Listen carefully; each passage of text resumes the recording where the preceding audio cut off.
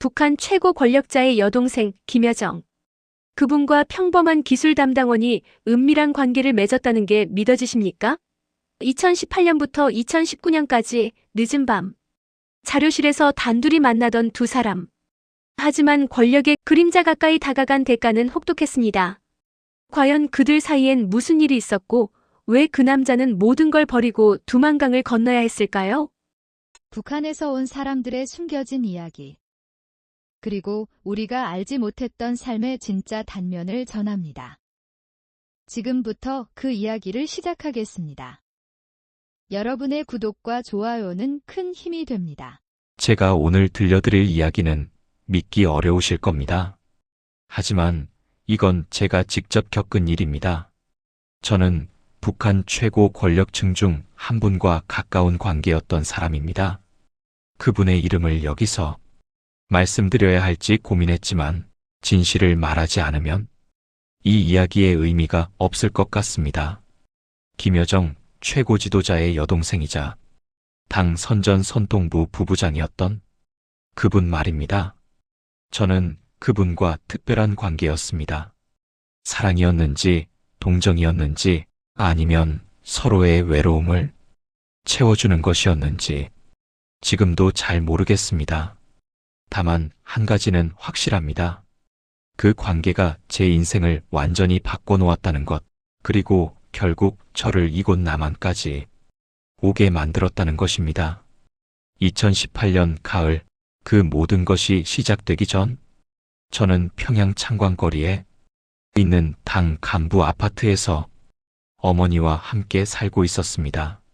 28살에 김일성 종합대학을 졸업하고 당 중앙위원회 행사기록국에 배치받은 지 어느덧 20년째였습니다. 저는 주요 당 행사의 영상과 음향을 관리하는 기술 담당원이었습니다. 말수 적고 정치적 야망도 없는 제게 딱 맞는 자리였지요. 민철아, 오늘 배급 나왔다. 어머니는 73세 나이에도 매일 아침 일찍 일어나 장마당에 다녀오셨습니다. 함흥 출신이신 어머니는 6.25 때 월남했다가 다시 북으로 돌아오신 분이었습니다. 그 이야기는 집안에서 절대 꺼내선 안 되는 금기였지만 가끔 어머니는 제 귀에 대고 속삭이곤 하셨습니다. 남쪽은 말이다. 쌀이 넘쳐났단다. 저는 그저 고개만 끄덕였습니다. 그런 이야기는 듣는 것만으로도 위험했으니까요. 우리 집은 그래도 나은 편이었습니다. 당 간부 아파트라 전기가 하루에 16시간은 들어왔고 겨울철 난방도 다른 동네보다 잘 됐습니다. 물론 완벽하진 않았지요. 한겨울밤이면 방 안 온도가 영하로 떨어질 때도 있었고 어머니는 이불을 새 겹덮고 주무셨습니다. 그래도 저는 감사하며 살았습니다. 평양 시민이라는 것만으로도, 당에서 일한다는 것만으로도. 말입니다. 어머니, 오늘 장마당의 쌀값이 어떻습니까? 킬로에 5,000원까지 올랐더구나. 중국 쌀이 안 들어온대. 장마당 쌀값은 우리 생활의 체온계였습니다. 5,000원이면 제 한 달 월급의 절반이 넘는 돈이었지요. 하지만 뭐 어쩌겠습니까? 어머니는 옥수수 가루를 사오셨고 저는 그걸로 만든 강냉이죽을 먹으며 이것도 맛있습니다 하고 웃었습니다. 직장에서 저는 박 동무로 불렸습니다. 동료들은 제가 말이 없는 걸 좋아했습니다. 박 동무는 입이 무거워서 좋아? 밖에서 일 얘기 안 하잖아. 맞습니다. 저는 당 행사에서 본 것, 들은 것을 절대 밖에서 말하지 않았습니다.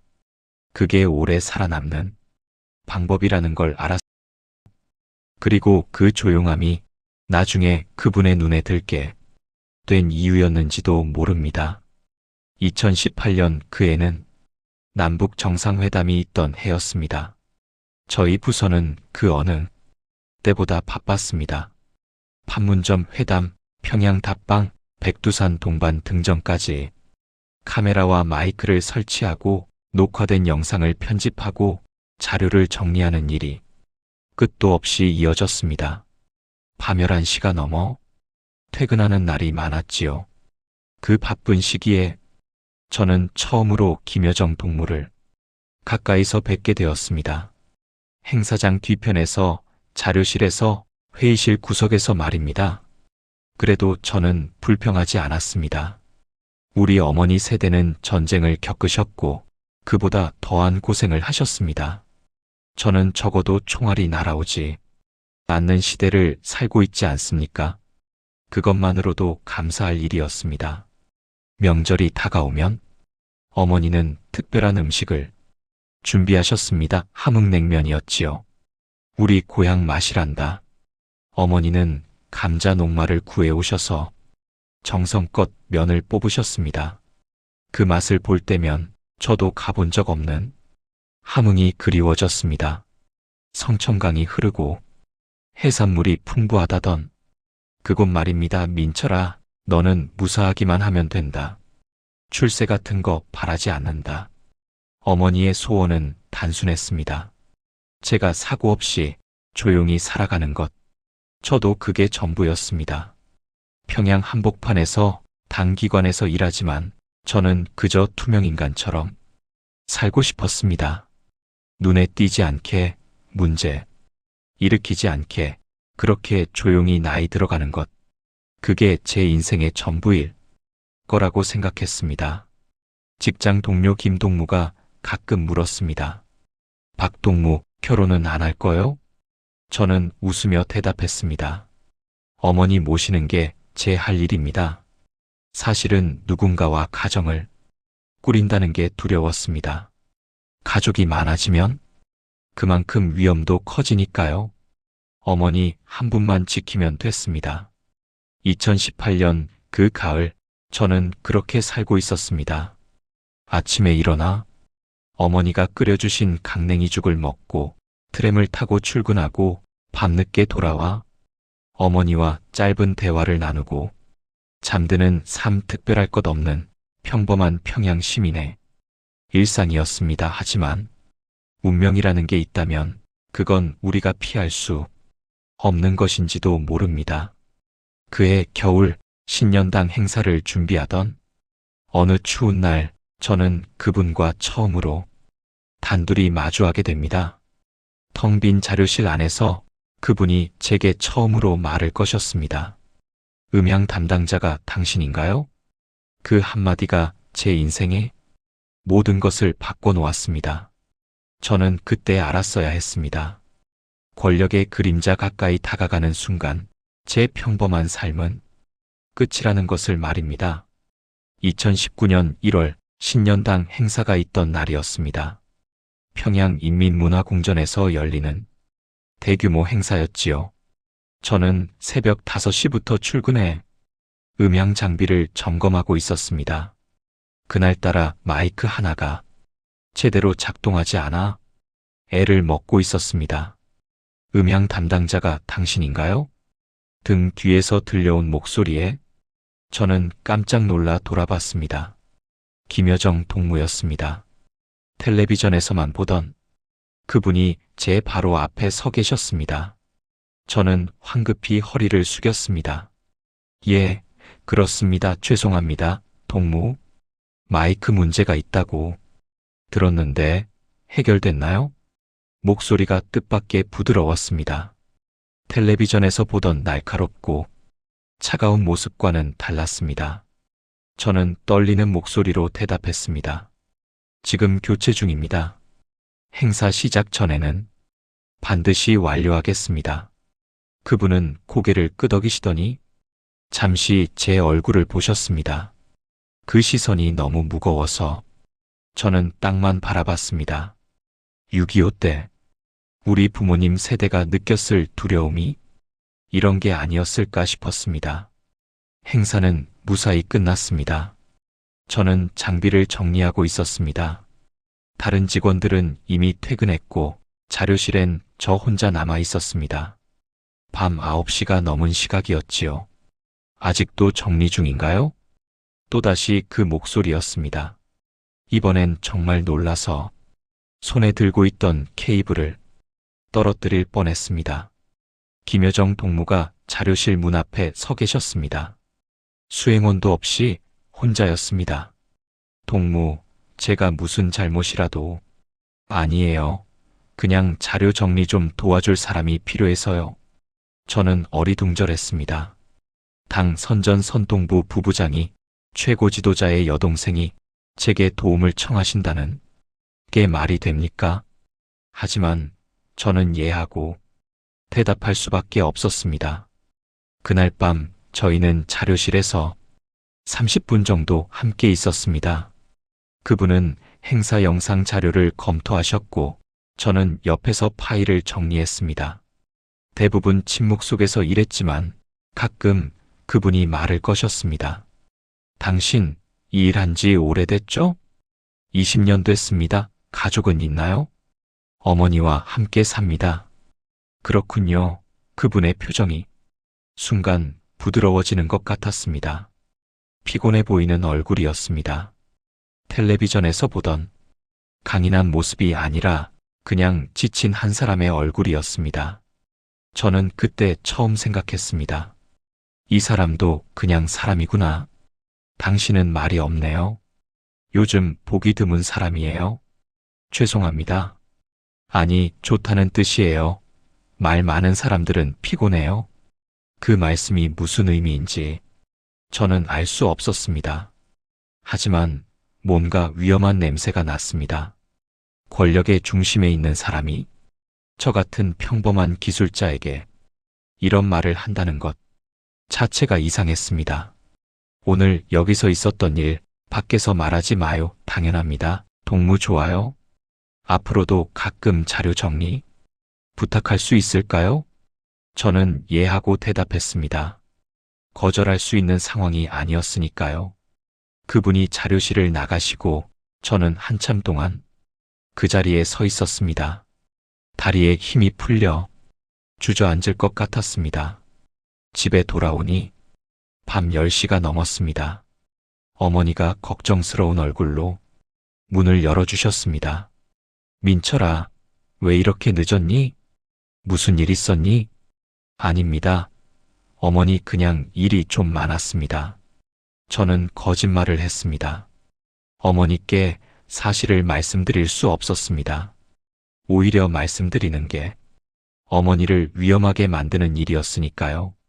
그날 밤 저는 잠을 이룰 수 없었습니다. 다음 날부터 저는 직장에서 이상한 시선들을 느꼈습니다. 제 주변에 낯선 사람들이 배회했습니다. 보이부 요원인 게 분명했습니다. 동료 김동무가 조용히 말했습니다. 박동무, 요즘 조심하시오. 자네 주변에 사람들이 붙었더군. 고맙소. 저는 그제야 깨달았습니다. 김여정 동무와 단 30분을 함께 있었을 뿐인데 벌써 감시가 시작됐다는 것을 말입니다. 이건 위험한 일이었습니다. 아주 위험한 일이었습니다. 하지만 일주일 후 그분은 다시 저를 부르셨습니다. 이번엔 늦은 밤 집무실로 호출이었습니다. 자료 검토를 도와달라는 명목이었지요. 저는 거절할 수 없었습니다. 아니, 솔직히 말하면 거절하고 싶지 않았는지도 모릅니다. 그날 밤부터 저와 그분의 관계는 조금씩 변해가기 시작했습니다. 위험하다는 걸 알면서도 저는 그분 곁으로 다가가고 있었습니다. 그리고 보위부의 감시는 점점 더 노골적으로 변해갔습니다. 제 평범했던 삶은 그렇게 무너지기 시작했습니다. 2019년 3월부터 6월까지 저는 악몽 같은 시간을 보냈습니다. 김여정 동무의 호출은 점점 잦아졌습니다. 처음엔 일주일에 한 번이었는데 나중엔 일주일에 두세 번씩 늦은 밤 집무실로 불려갔습니다. 명목은 항상 같았습니다. 자료 정리, 영상 검토, 행사 준비. 하지만 실제로는 대부분 침묵 속에서 시간을 보냈습니다. 그분은 가끔 개인적인 이야기를 하셨습니다. 당신은 나를 이용하려는 게 아니죠? 어느 날 밤 그분이 갑자기 물으셨습니다. 저는 어떻게 대답해야 할지 몰라 그냥 고개만 끄덕였습니다. 그분은 쓸쓸하게 웃으셨습니다. 주변 사람들은 다 뭔가를 원해요. 권력이든 자리든 돈이든 당신은 아무것도 원하지 않는 것 같아서 신기해요. 저는 아무 말도 할 수 없었습니다. 사실 저는 그분과 멀어지는 것만을 원했습니다. 하지만 그 말을 할 수 없었습니다. 그분의 눈빛이 너무 외로워 보였기 때문입니다. 하지만 현실은 냉혹했습니다.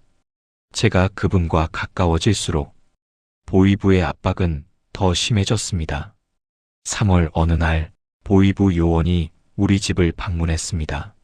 어머니가 문을 열자마자 그들은 안으로 들어왔습니다. 박민철 동무의 가족이십니까? 예, 그렇습니다만 몇 가지 여쭤볼 게 있습니다. 앉으십시오. 제가 퇴근해서 집에 들어갔을 때 어머니는 소파에 앉아 계셨습니다. 얼굴이 새하얗게 질려 계셨습니다. 70이 넘으신 분이 그렇게 놀라시면 얼마나 위험합니까? 어머니, 무슨 일이십니까? 민철아, 보위부에서 왔었다. 너에 대해서 물어보더구나. 저는 그 자리에 주저앉았습니다.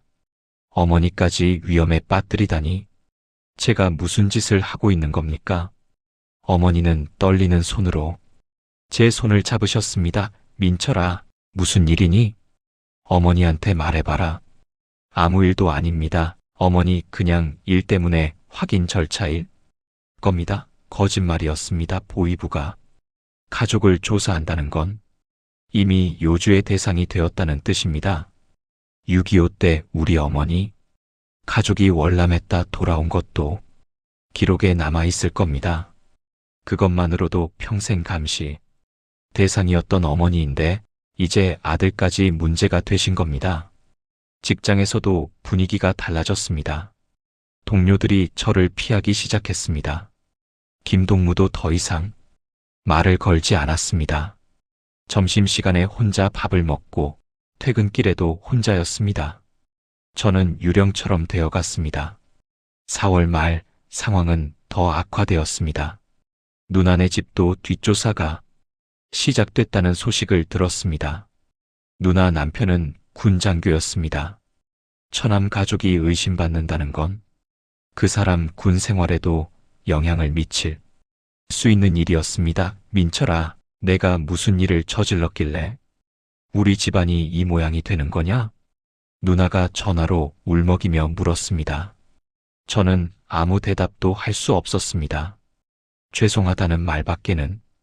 5월 어느 날 밤 저는 김여정 동무께 전화를 걸었습니다. 아니, 정확히는 그분이 주신 비상 연락처로 문자를 보냈습니다. 더 이상 저를 부르지 말아 주십시오. 그렇게 썼습니다. 1시간 후 제 휴대전화가 울렸습니다. 그분이었습니다. 왜 그래요? 제 가족이 위험합니다. 알아요. 미안해요. 동무께서 미안하실 일이 아닙니다. 다만 저는 제 어머니를 지켜야 합니다. 긴 침묵이 흘렀습니다. 그리고 그분이 조용히 말씀하셨습니다. 당신은 좋은 아들이네요. 나도 내 가족을 선택할 수 있었다면 좋았을 텐데. 그 말의 의미를 저는 나중에야 이해할 수 있었습니다. 그분도 가족 때문에 고통받고 계셨던 겁니다. 권력의 무게, 핏줄의 굴레, 그 모든 게 그분을 짓누르고 있었던 거죠. 그럼 이제 저를 부르지 않으시겠습니까? 당신이 원한다면요. 하지만 이틀 후 보위부 요원이 다시 우리 집을 찾아왔습니다. 이번엔 어머니를 직접 보위부 사무실로 데려갔습니다.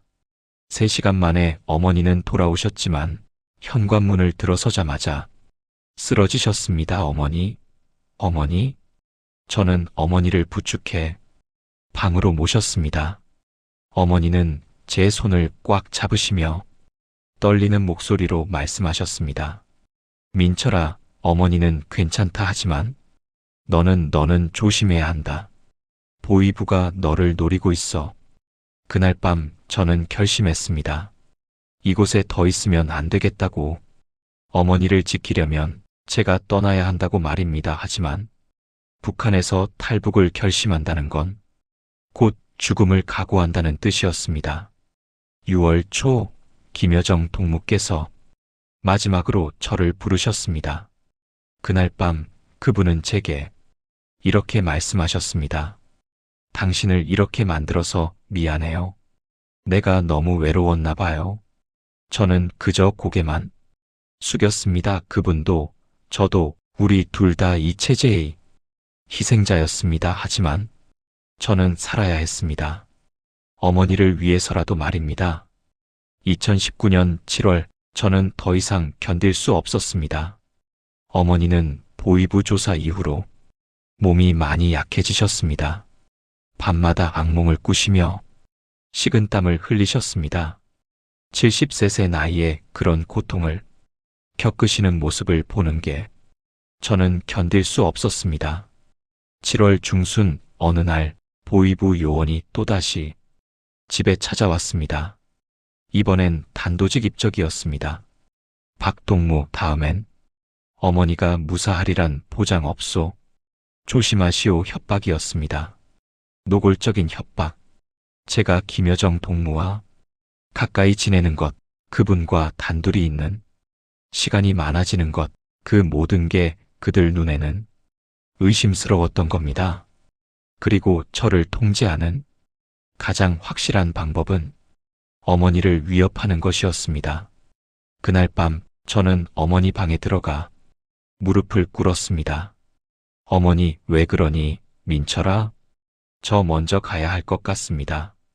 어머니는 무슨 뜻인지 단번에 아셨습니다.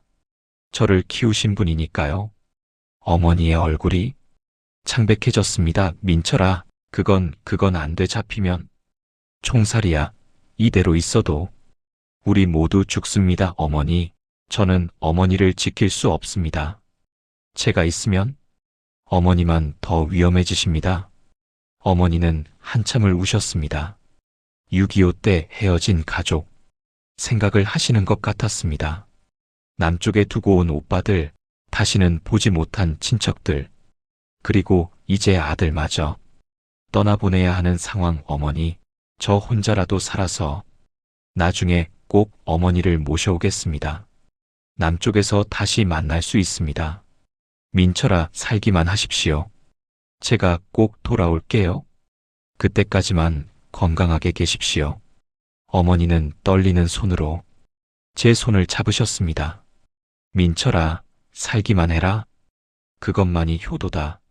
어머니 걱정은 하지 말고 너만 살아라. 그날 밤 저희 모자는 새벽까지 울었습니다. 어머니는 제가 어렸을 때 이야기를 해주셨습니다. 함흥에서의 어린 시절, 성천강에서 놀던 이야기, 명절 때 온 집안이 모여 냉면을 먹던 이야기, 전쟁이 오기 전에 평화로웠던 시절 이야기들이었습니다.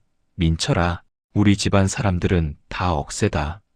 내 할아버지도 6.25 때 살아남으셨고 내 어머니도 이렇게 살아있지 않니?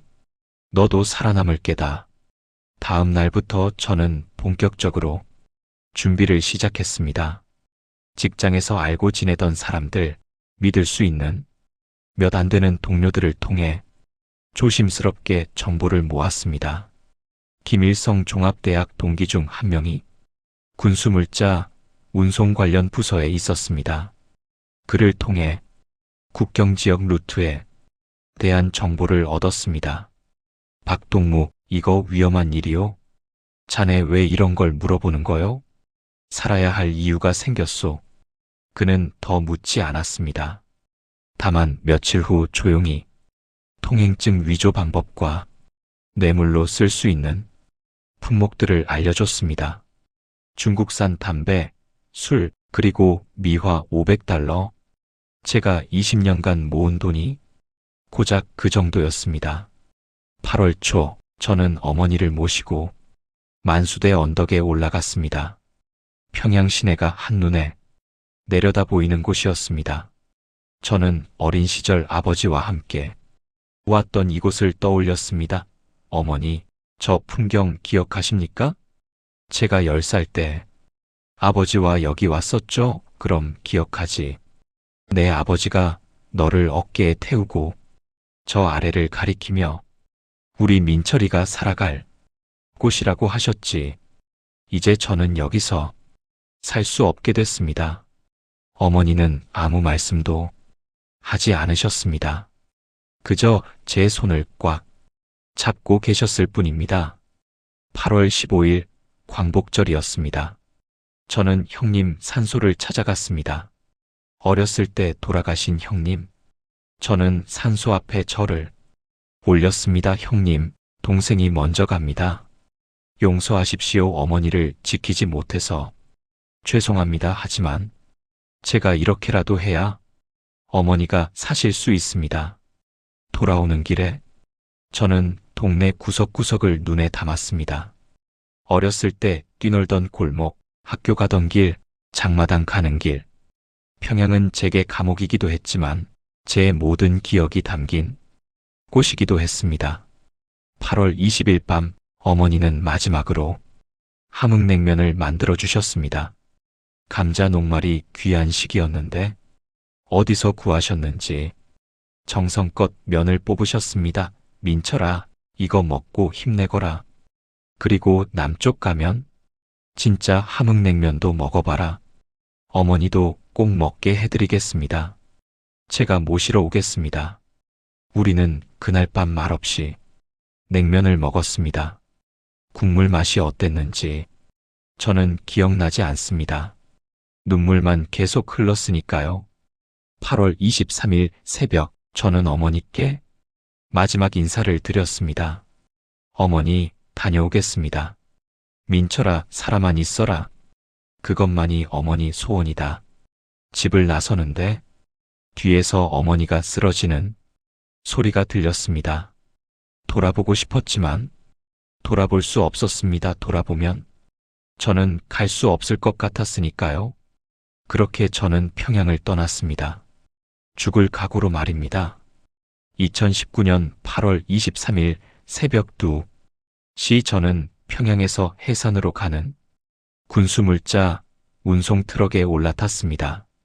위조한 통행증과 뇌물 덕분에 겉으로는 합법적인 이동이었습니다. 하지만 제 손은 계속 떨렸습니다. 동무, 괜찮소? 얼굴이 새하얗소만.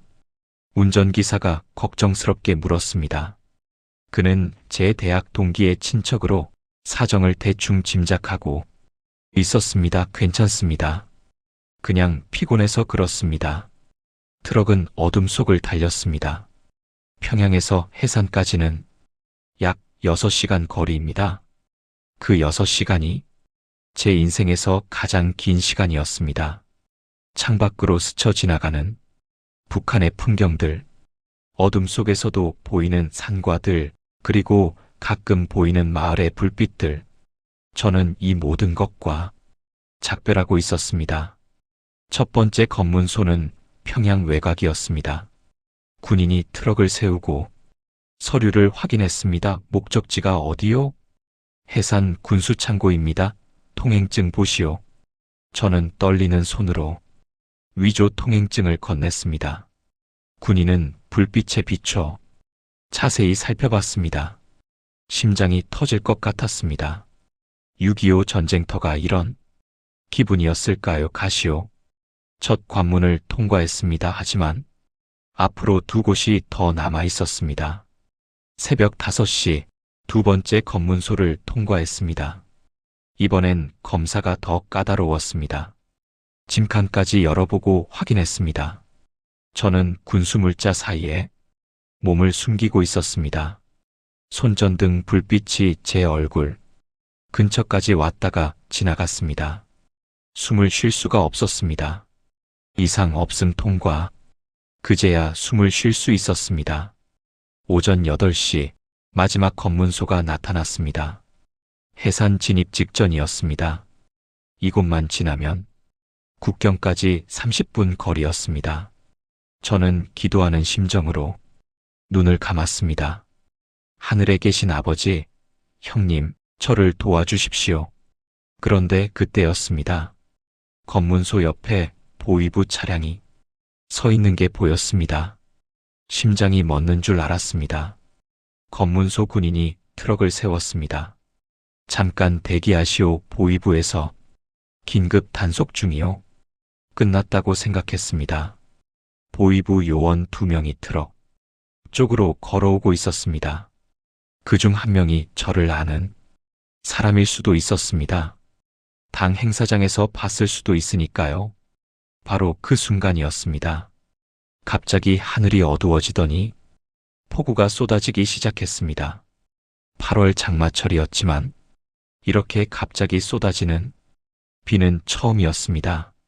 그리고 산 위쪽에서 요란한 소리가 들렸습니다. 산사태다. 피해. 검문소 바로 위쪽 산비탈에서 흙과 바위가 쏟아져 내렸습니다. 보위부 요원들도 군인들도 모두 급히 피했습니다. 도로가 순식간에 진흙으로 뒤덮였습니다. 이거 큰일 났구만. 도로가 막혔소. 운전기사가 말했습니다. 하지만 저에게는 기적이었습니다. 보위부가 저를 확인하기 전에 길이 막힌 겁니다. 혼란 속에서 아무도 트럭을 제대로 검사하지 못했습니다. 우회로로 가야겠소. 국경 쪽 작은 길로 돌아가야겠소. 운전기사는 트럭을 돌려 비포장도로로 들어갔습니다. 정규 루트가 아닌 샛길이었습니다. 덜컹덜컹 흔들리는 트럭 안에서 저는 계속 기도했습니다. 오전 10시 드디어 두만강이 보였습니다. 저는 트럭에서 내렸습니다. 운전기사가 제 손을 꽉 잡았습니다. 박동무, 잘 가시오. 살아서 잘 사시오. 고맙소. 정말 고맙소. 저는 안내인을 만났습니다. 중국 조선족으로 이런 일을 하는 사람이었습니다. 그에게 미화 500달러를 건넸습니다. 지금 바로 건너야 합니다. 비가 와서 물이 불었지만 지금이 기회입니다. 보위부가 도로 복구하면 다시 단속 시작할 겁니다. 새벽 2시부터 지금까지 밥 한 끼 못 먹고 여기까지 왔습니다. 몸에 힘이 없었습니다. 하지만 멈출 수 없었습니다. 가십시오. 저 바위 지점까지 가서 강으로 내려가십시오. 제가 반대편에서 기다리고 있겠습니다. 오전 11시 저는 두만강에 발을 담갔습니다. 물이 차가웠습니다. 아니, 얼음장 같았습니다. 비가 와서 물이 평소보다 많이 불어 있었습니다. 허리까지 차올랐습니다. 한 걸음, 한 걸음 나아갔습니다. 발밑이 미끄러웠습니다. 한번 발을 헛디뎠습니다. 물속으로 빠질 뻔했습니다.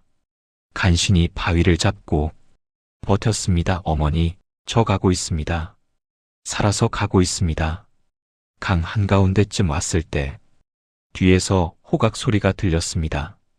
북한 쪽 순찰대였습니다. 저를 발견한 겁니다. 저기 누구냐? 총소리가 들렸습니다. 하지만 저는 멈추지 않았습니다. 계속 앞으로 나아갔습니다. 물살이 거셌습니다. 다리에 힘이 풀렸습니다. 하지만 멈출 수 없었습니다. 조금만 더 오십시오. 반대편에서 안내인이 소리쳤습니다. 저는 마지막 힘을 다해 물을 헤쳤습니다. 그리고 마침내 중국 땅에 발을 디뎠습니다. 그 순간 저는 그대로 쓰러졌습니다. 의식이 흐려졌습니다. 마지막으로 들은 것은 안내인의 목소리였습니다. 살았습니다. 살아계십니다. 저는 살아남았습니다. 정신을 차렸을 때 저는 낯선 방에 누워 있었습니다. 천장이 낮았고 방 안에는 김치 냄새가 가득했습니다. 몸을 움직이려 하자 온몸이 쑤셨습니다. 깨꾸먼 조선족 할머니 한 분이 들어오셨습니다. 이르는 넘어 보이는 분이었습니다. 여기가 어디입니까? 중국이여 안심하소. 여기는 우리 조선족 마을이요? 중국 저는 정말로 넘어온 겁니다. 눈물이 났습니다. 어머니 얼굴이 떠올랐습니다. 지금쯤 보이부가 집에 들이닥쳤을 겁니다. 어머니는 얼마나 놀라셨을까요? 얼마나 주무셨는지 아는구. 사흘이여 고열에 시달렸제. 몸이 완전히 망가졌던 기라. 할머니는 죽을 끓여주셨습니다. 옥수수죽이었는데 북한에서 먹던 것보다 훨씬 진했습니다. 저는 눈물을 흘리며 죽을 먹었습니다. 고생이 많았구먼 다들 그러고 오제 강 건너면서 기진맥진해서 오제 할머니는 왜 우리를 도와주십니까? 같은 핏줄 아이가 우리 조상도 북에서 왔제. 6.25 때 월남 못한 사람들 후손이제 그러니께 너희들 도와주는 거요. 그 말을 듣고 저는 더 울었습니다. 남북이 갈라진 지 70년이 넘었지만 여전히 같은 민족끼리 돕고 있었습니다. 8월 말부터 저는 중국에서 숨어 사는 삶을 시작했습니다. 신분증이 없었습니다. 공안에 잡히면 바로 북송입니다. 다시 북한으로 보내지면 저는 끝입니다. 그래서 낮에는 절대 밖에 나가지 못했습니다. 9월부터 일을 시작했습니다. 조선족이 운영하는 작은 식당 주방이었습니다. 하루 14시간씩 일했습니다. 설거지, 청소, 재료 손질 힘들었지만 불평하지 않았습니다. 살아있다는 것만으로도 감사했으니까요. 야, 조선 사람, 빨리빨리. 주방장이 중국어로 소리쳤습니다. 저는 중국어를 못해서 눈치껏 일했습니다. 말이 안 통하니 더 힘들었습니다. 실수하면 욕을 먹었고 가끔은 맞기도 했습니다. 하지만 참았습니다. 이곳에서 제가 버틸 수 있는 방법은 참는 것뿐이었으니까요. 밤이 되면 저는 할머니 집 작은 방에서 잤습니다.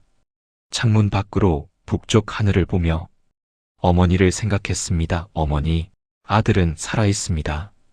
건강하십시오. 그렇게 매일 밤 기도했습니다. 10월 어느 날 탈북 브로커가 저를 찾아왔습니다. 안내인이 연결해준 사람이었습니다. 남쪽 가려면 돈이 3,000달러 필요합니다. 그렇게 많이 필요합니까? 중국에서 동남아시아까지 가는 비용입니다. 적은 돈 아닙니다. 저는 그때 손에 쥔 돈이 없었습니다. 북한에서 가져온 500달러는 강 건너는데 다 썼고 식당에서 번 돈은 한 달치 월급이 200달러밖에 안 됐습니다. 일단 일하면서 모으십시오. 제가 기다리겠습니다. 하지만 3,000달러를 모으려면 1년 넘게 걸릴 겁니다. 그동안 공안에 안 걸린다는 보장도 없었습니다. 10월 말 예상치 못한 일이 일어났습니다. 브로커가 다시 찾아왔는데 손에 쪽지 하나를 들고 있었습니다. 이거 당신한테 온 겁니다. 저한테요? 누가 보냈습니까? 모릅니다. 북쪽에서 온 거라는 것만 압니다. 돈도 함께 왔습니다. 쪽지를 펼쳤습니다. 글씨가 적혀 있었습니다. 한글이었습니다. 살아서만 있어요. 마이너스 YY. 저는 그 글씨체를 알고 있었습니다. 당 행사 자료에서 몇 번 본 글씨였습니다. 김여정 동무의 글씨였습니다. 손이 떨렸습니다. 쪽지를 다시 보고 또 봤습니다. 그분이 저를 찾아내신 겁니까? 어떻게 찾으셨을까요? 그리고 왜 이렇게 해주시는 겁니까? 돈은 2,000달러입니다. 남쪽 가는데 보태 쓰라고요? 2,000달러 엄청난 돈이었습니다. 북한 돈으로 치면 수천만 원이었습니다. 그분이 개인적으로 마련하신 돈일 겁니다. 그날 밤 저는 쪽지를 붙들고 밤새 울었습니다. 미안함과 고마움이 뒤섞였습니다. 그분도 위험해질 수 있는데 왜 이렇게까지 해주시는 겁니까? 그분도 저를 보내주신 거구나. 저는 깨달았습니다. 그분이 일부러 눈 감아주신 겁니다. 제 탈북을 알면서도 막지 않으신 겁니다. 아니, 오히려 도와주신 겁니다. 권력의 최고 정점에 있는 분이 저 같은 평범한 사람을 위해 위험을 무릅쓰신 겁니다. 그분도 외로우셨구나. 그분도 자유롭고 싶으셨구나. 하지만 그분은 떠날 수 없었습니다. 가족 때문에, 핏줄 때문에, 권력 때문에. 그래서 저라도 보내주신 겁니다. 자유를 향해 가라고 살아서 자유를 누리라고. 11월 초 저는 브로커에게 돈을 건넸습니다. 제가 번 $1,000와 그분이 보내주신 $2,000 모두 합쳐 $3,000였습니다. 준비하십시오. 일주일 후 출발합니다. 어디로 갑니까? 라오스입니다. 거기서 태국으로 넘어가면 됩니다. 중국에서의 2달은 악몽이었지만 동시에 저를 단련시킨 시간이기도 했습니다. 저는 이제 살아남는 법을 배웠습니다. 그리고 자유가 얼마나 소중한지도 배웠습니다. 쪽지는 항상 제 주머니에 넣고 다녔습니다. 살아서만 있어요? 그 말이 저를 버티게 했습니다. 그분의 마지막 당부를 저는 지킬 겁니다. 살아서 자유롭게 당당하게 살 겁니다. 그것이 그분께 제가 할 수 있는 유일한 보답이었습니다. 2019년 11월 11일 저는 중국을 떠났습니다. 브로커가 준비한 차량에 다른 탈북민 3명과 함께 탔습니다. 모두 침묵했습니다. 각자의 사연을 안고 남쪽을 향해 가는 사람들이었습니다. 차는 이틀 동안 쉬지 않고 달렸습니다. 중국 남부를 지나 라오스 국경으로 향했습니다. 화장실도 제대로 갈 수 없었습니다. 먹는 것도 빵 몇 조각이 전부였습니다. 하지만 아무도 불평하지 않았습니다. 우리 모두 살기 위해 왔으니까요. 국경입니다. 절대 소리 내지 마십시오. 브로커가 낮은 목소리로 말했습니다. 중국 라오스 국경이었습니다. 정식 국경이 아니라 미립국 루트였습니다. 우리는 차에서 내려 밤길을 걸었습니다. 정글이었습니다. 어둠 속에서 길을 찾아가는데 발이 계속 걸렸습니다. 12시간을 걸었습니다. 쉬지도 못하고 물도 제대로 못 마시고 43세 나이에 이런 고생을 하다니. 하지만 우리 어머니 세대는 6.25 때 이것보다 더한 피난길을 걸으셨습니다. 저는 그 생각을 하며 버텼습니다. 라오스입니다. 이제 좀 쉴 수 있습니다. 라오스 마을에 도착했습니다. 우리는 허름한 숙소에서 하루를 쉬었습니다. 그리고 다음 날 다시 차를 타고 태국으로 향했습니다. 태국 가면 한국 대사관 가면 됩니까? 함께 온 여자분이 물었습니다. 20대 후반으로 보이는 젊은 여성이었습니다. 아닙니다. 먼저 태국 이민국에 잡혀야 합니다. 그래야 한국 대사관으로 연결됩니다. 일부러 잡혀야 한다는 겁니까? 네, 그게 규칙입니다. 이상한 규칙이었습니다. 자유를 찾아왔는데 먼저 잡혀야 한다니. 하지만 그게 절차라면 따라야 했습니다.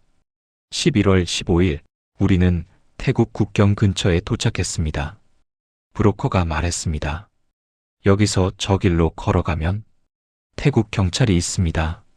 손 들고 코리아, 노스 코리아라고 외치십시오. 그러면 데려갈 겁니다. 그럼 당신은요? 저는 여기까지입니다. 행운을 빕니다. 우리 넷은 서로를 바라봤습니다.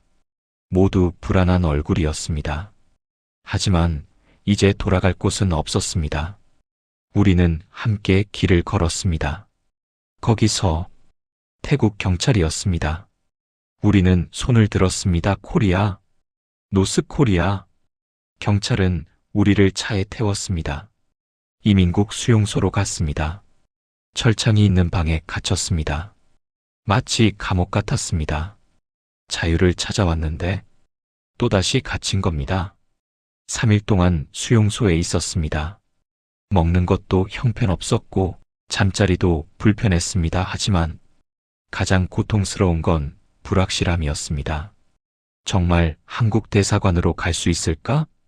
혹시 송환되는 건 아닐까? 11월 18일 한국 대사관 직원이 왔습니다. 한국말을 하는 사람을 본 게 석 달 만이.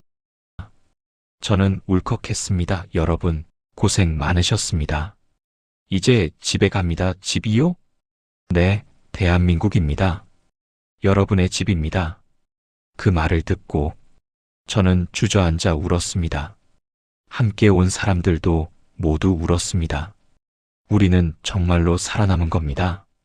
다음 날 우리는 한국 대사관으로 이동했습니다. 태극기가 걸린 건물을 보는 순간 저는 울음을 참을 수 없었습니다. 평양에서 몰래 보던 그 태극기 언젠가 꼭 가보고 싶었던 그 나라의 국기였습니다. 대사관에서 일주일을 보냈습니다. 신원 확인 절차를 거쳤습니다. 제가 정말 북한 사람인지 간첩이 아닌지 확인하는 과정이었습니다. 당 행사기록국에서 일하셨다고요?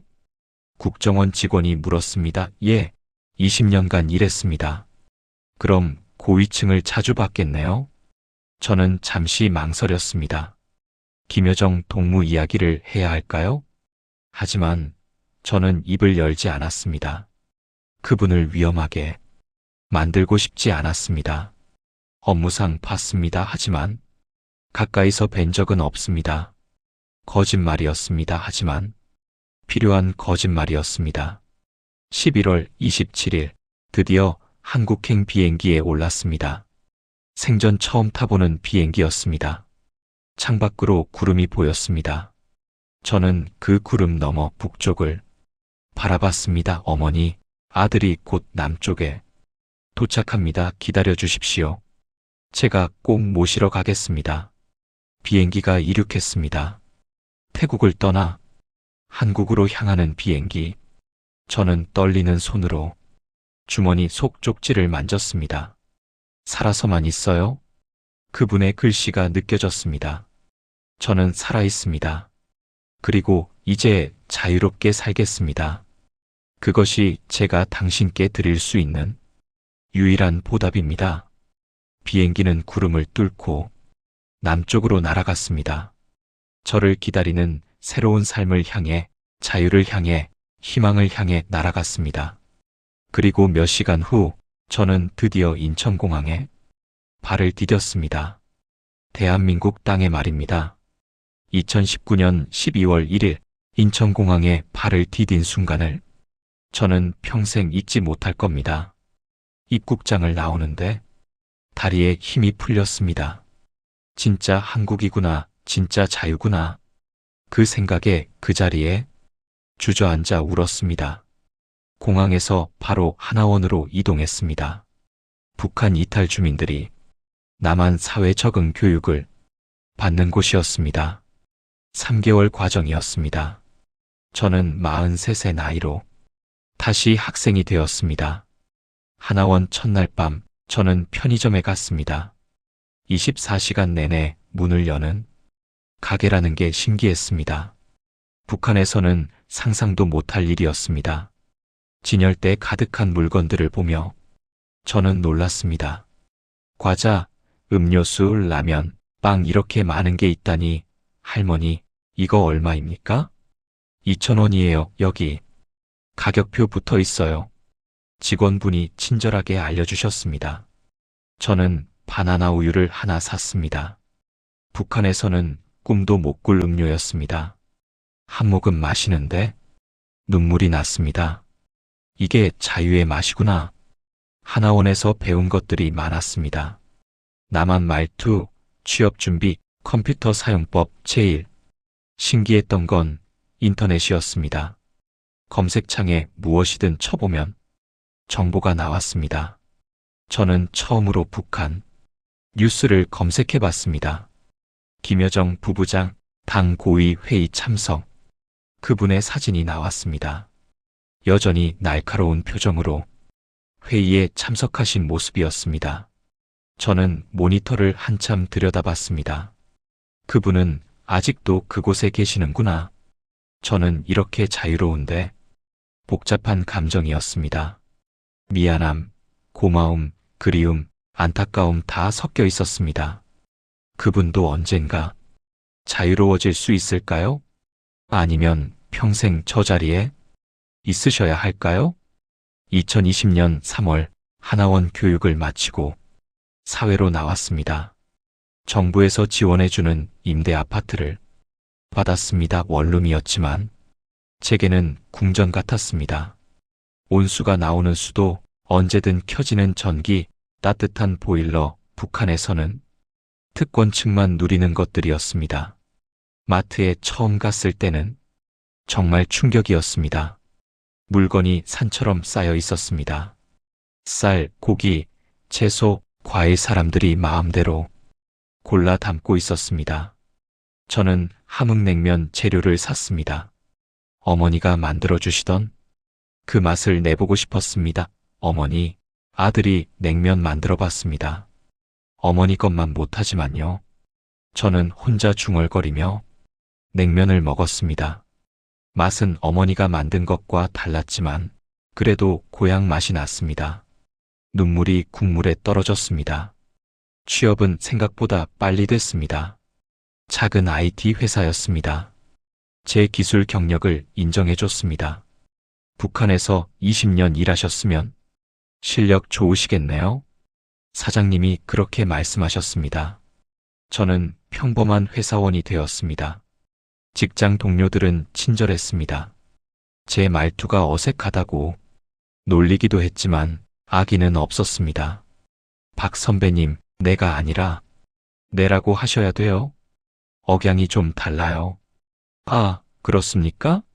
아니, 그런가요? 하, 그것도 그렇습니까? 보다는 그래요? 가 더 자연스러워요. 남북 언어 차이를 배우는 게 쉽지 않았습니다. 북에서는 사탕을 엿이라 하고 아이스크림을 얼음 보숭이라 했는데 여기서는 다 달랐습니다. 그래도 같은 말을 쓴다는 게 감사했습니다. 적어도 중국어보다는 쉬웠으니까요. 6월쯤 국정원에서 연락이 왔습니다. 추가 조사였습니다. 당신이 알고 있는 북한 내부 정보를 좀 더 자세히 듣고 싶습니다. 말씀드릴 수 있는 것은 말씀드리겠습니다. 김여정과 관련해서 특별히 아시는 게 있습니까? 저는 잠시 망설였습니다. 사실대로 말할까요? 하지만 저는 고개를 저었습니다. 업무상 몇 번 뵌 것이 전부입니다. 개인적으로는 아는 것이 없습니다. 조사관은 제 눈을 들여다봤습니다. 뭔가 더 있다는 걸 눈치챈 것 같았습니다.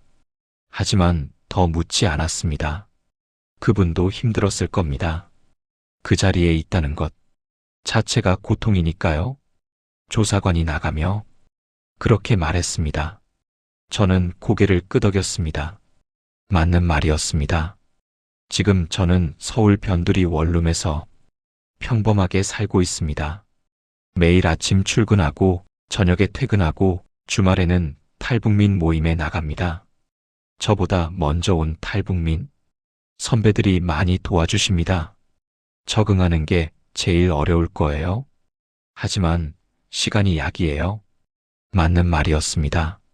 처음엔 지하철 타는 것도 무서웠고 은행 업무 보는 것도 어려웠습니다. 하지만 하나씩 배워갔습니다. 자유롭게 산다는 게 이런 거구나 매일 느낍니다. 밤마다 저는 북쪽 하늘을 바라봅니다. 서울에서도 북쪽 방향이 어디인지 압니다. 그곳에 어머니가 계십니다. 그리고 그분도 계십니다. 어머니, 아들 잘 살고 있습니다. 조금만 기다려 주십시오. 통일되면 제가 직접 모시러 가겠습니다. 그분에게도 말하고 싶습니다. 저는 살아 있습니다. 당신이 바라신 대로 자유롭게 살고 있습니다. 언젠가 당신도 자유로워질 수 있기를 바랍니다. 이 이야기를 여러분께 들려드리는 이유는 단 하나입니다.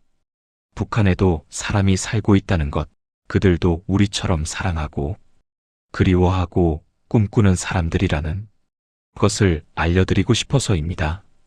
그분도 권력의 정점에 있지만 결국 한 사람의 인간이었습니다. 외롭고 고통스럽고 자유를 꿈꾸는 사람이었습니다. 저는 오늘도 자유에 감사하며 삽니다. 마음껏 말할 수 있는 자유, 어디든 갈 수 있는 자유, 꿈꿀 수 있는 자유. 북에서는 상상도 못할 것들입니다. 언젠가 통일이 되면 저는 제일 먼저 평양에 가서 어머니를 모셔올 겁니다. 그리고 함께 함흥냉면을 먹을 겁니다. 진짜 함흥냉면 말입니다. 그날이 올 때까지 저는 여기서 열심히 살겠습니다.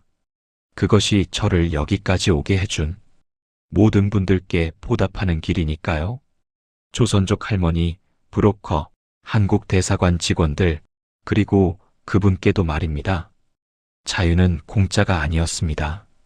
많은 사람들의 희생과 도움이 있었기에 가능했습니다. 저는 그 자유를 헛되이 쓰지 않을 겁니다. 여러분, 우리가 누리는 이 자유를 소중히 여기십시오. 그리고 북에 남은 사람들을 잊지 말아 주십시오. 그들도 언젠가 자유를 누릴 수 있기를, 우리 모두 함께 만날 수 있기를 저는 매일 기도합니다. 감사합니다.